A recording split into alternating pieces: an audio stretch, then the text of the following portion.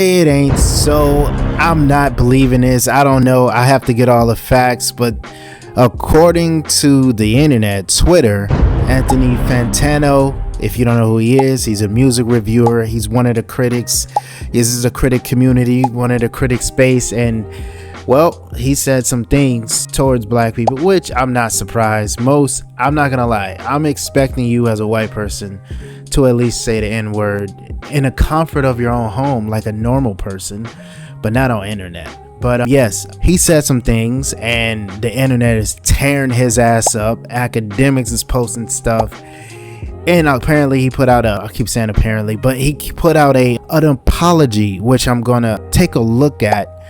I haven't seen it, but I heard about the controversy, and apparently it's bad enough that he feel like he have to apologize, so it must not be great. So what I'm gonna do is watch this apology. So let's see it. Terrible quality. This is the only one I could find because I think it was on Twitter. He didn't post it on YouTube. So okay, go. Hey everyone, Anthony Fantano here, internet's busiest music nerd, and in case you haven't noticed, I'm getting torn apart on Twitter, which is nothing new for me personally, but the discourse seems to have reached a fever pitch that's making a lot of people concerned and angry and even thinking I'm covertly a racist, bigoted person. Now, these are the same sorts of allegations that I have fought against and won before, and I'm happy to do it again because I have nothing to hide and I know they're not true. I don't want to waste anyone's time, so let's just get straight into it. With Exhibit A, this clip right here, which has just been going absolutely viral, and here's my explanation for it. Early on in my YouTube career, I had some pretty lax views when it came to quoting the language of others, and my point of view was, what does it matter? It's not me saying it. I'm relaying a lyric or a sentiment or a point of view expressed by someone else. I'm even embarrassed to say that I don't think it was until like a few years ago that I actually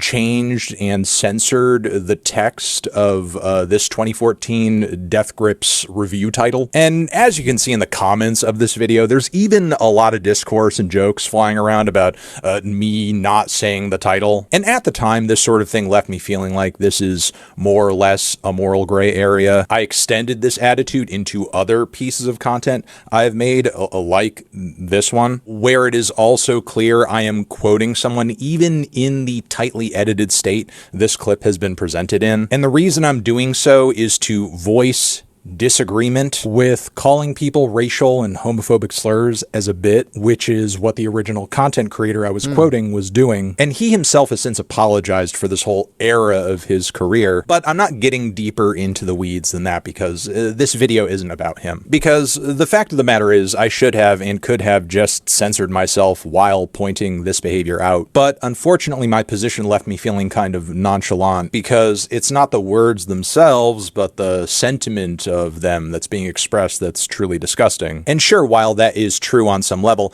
explicitly quoting him was in bad form and just unnecessary. I would have still gotten my point across and done so without upsetting anybody had I taken that approach. And I feel this way now because of an important realization I only made after tons and tons of people were watching me, that I don't make content just for me, I do it for an audience. And I can't dictate what anyone watching may or may not find harmful or offensive, no more than with a review I can dictate what music you do or don't like. So I would rather err on the side of caution and not hurt anyone by explicitly voicing language that doesn't exist in a vacuum, even if I am quoting it. And that's actually been my approach for a very long time now. I mean, this clip may be new to you, but it's actually almost 10 years old. If this was ever something I made a regular habit of doing, believe me, you'd be seeing more examples than this. All I can do is take ownership of having quoted these words in this way, and obviously say that I'm sorry, which I am in fact sorry about this. Now, there are going to be some people watching this video who will say, no, that's not enough. I know you're a racist. I saw a clip of you laughing at Trayvon Martin's death, which I guess this is the clip. Vegan invited me to an event that taught me about PETA's buying guide / neoliberal whiteness and Trayvon Martin. Okay. Dude, fuck Trayvon. I was thinking Trey Melvin.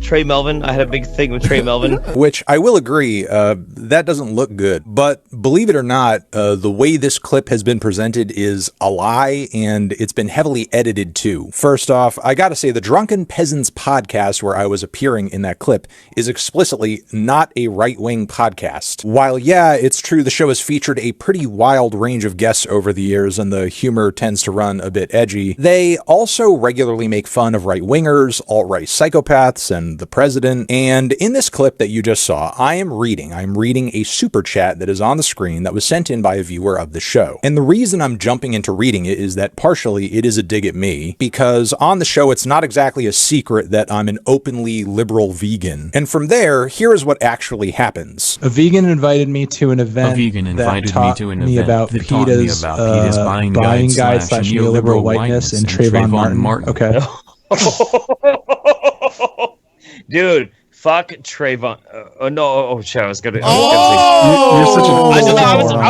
I was gonna say Trey Melvin, but it's no Trayvon Martin. Man, totally you're so. You know what, Jeff? You're so right wing. As you can see there, that is not the clip that is getting passed around. In this original clip, Jeff Holiday there on the podcast doesn't even finish his sentence. He apparently gets Trayvon Martin mixed up with someone else entirely, and I even call him a moron. Because that is obviously something a fucking moron would communicate. So, voila, that's actually what happened in that clip. With all that being said, I realized a long time ago that I really do need to be careful about who I talk to and what platform I appear on publicly, because in the eyes of the wrong person, any association or appearance can be read as a deep tie or an endorsement of an idea that I don't fucking agree with. Like, for example, if I did a stream with this guy tomorrow... Fucking a dude, will you let him fuck you? No. Why not? Suppose he's like, yo, bro, listen, yo, you always wanted me to be next to you. Now I could be inside of you. Pause. Yo, I'm not gay. You said you suck a dick, though.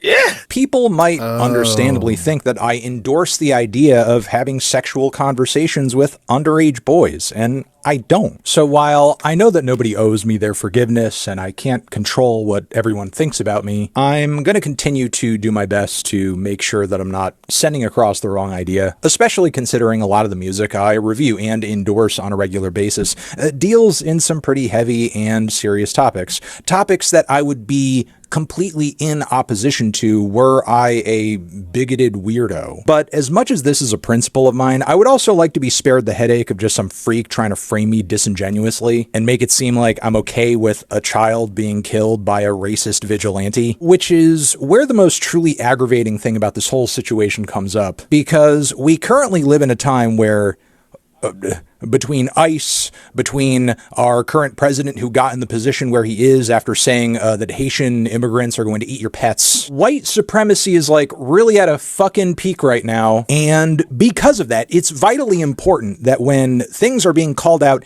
as legitimately racist, that those accusations actually mean something. But I guess instead what some people would rather do is water down the impact of that, deceptively edit clips to make it look like I like it when children are killed. All right, I don't think I have anything else to say here.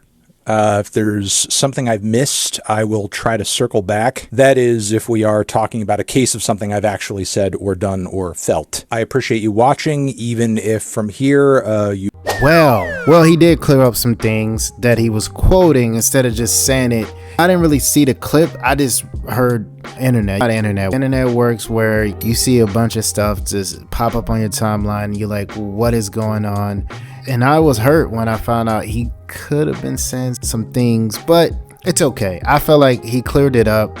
And now I get what happened. Academics is the one who Twitter I seen first about this. And now I realize him and Fantano, Anthony, have some back and forth they're going through. So that's probably the real reason why it's being framed that way. But so now he explained it a little bit better. Hopefully he's not racist, but I'm glad he put out an apology. People saying it's bad. I'm seeing when I type this in, people going, oh, this is disgusting, this is bad. He summed it up pretty good and had some decent points, so I don't think he's racist. But okay, false alarm. The review and react community He's on a watch list though.